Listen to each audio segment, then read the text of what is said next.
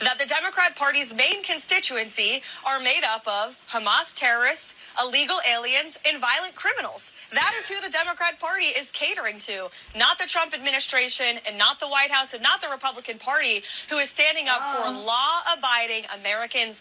The Confederates never learned their lesson. That's why we're dealing with white Christian nationalist bullshit and the MAGA movement entirely. I hate to say that everything is about race, but guys, this is clearly about race, and I know that you've seen the news today. We've already reached this part of Project 2025, where the Supreme Court is listening to arguments about appending key provisions of the Voting Rights Act that was signed during the Civil Rights Movement with MLK and Lyndon B. Johnson.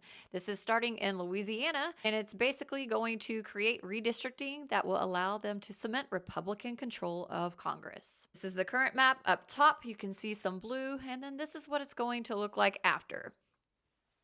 This will eliminate at least a dozen Democratic-held House districts. Why are we paying taxes at this point? It is clear that this government is no longer federally serving the people of the entire country. It is every state for themselves at this point. The press secretary gets up and incites violence like this, and ironically, hilariously, knowing that 76% of violent crime comes from white evangelical men, not Democrats, I find it just strikingly obvious the message they're trying to send to their base or whoever's left believing the nonsense is that they want a civil war among us.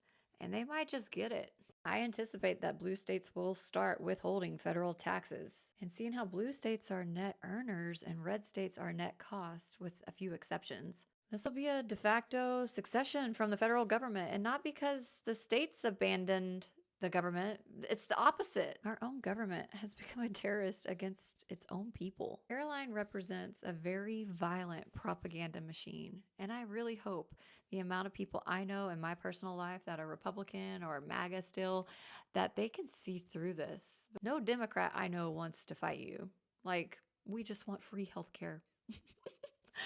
We just want our kids to be able to go to school and not get shot. But these guys are not planning on leaving office. That's why they're acting the way they are.